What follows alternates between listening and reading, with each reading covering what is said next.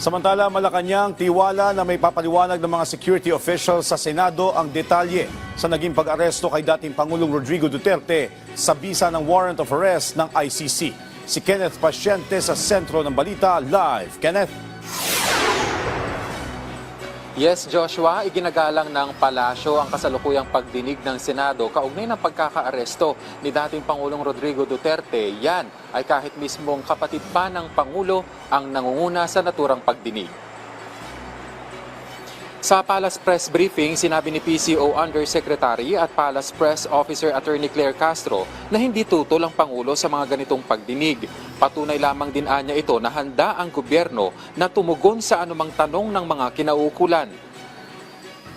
Kapag ka po kasi nagtatago, ayaw makipag-usap, lahat ng mga officers niya ay sasabihin walang alam, mas lalo tayong magpapakita na na may tinatago tayo.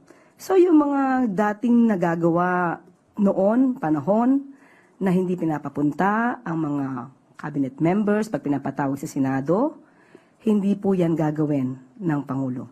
Para lamang po tayo sa katotohanan at maipakita kung ano ba ang ginawa natin ng naaayon sa batas.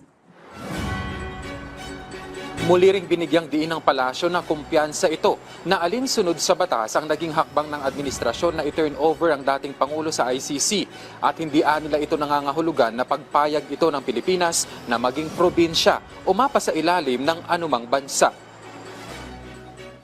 Hindi po natin ninais na maging probinsya ng kahit anuman dahil po tayo ay isang independent country. Hindi po natin ninais na maging probinsya din po ng Fujian, China. Never natin inisip yan na maging probinsya tayo ng anumang bansa. Nagpapatupad lamang po tayo ng batas. Sa pahayag naman ni Senator Bato de la Rosa na magtataguan niya ito sakaling lumabas ang arrest warrant laban sa kanya, tanong ng palasyo, ito raw ba ang nais ipakitang ehemplo ng mismong dating pinuno ng PNP sa kapulisan ngayon at sa taong bayan? Hindi po ito makakabuti sa mga kababayan natin na mismong leader natin ay hindi haharapin ang anumang kaso o complaint na naisampa o maisasampa laban sa kanya. At hindi po ba sabi natin, parang siya nga yata ang medyo umiwan sa kay dating Pangulong Duterte considering na hindi siya pumunta sa Hong Kong kasama sa nila. Hindi po ba dapat ang kaibigan ay walang iwanan?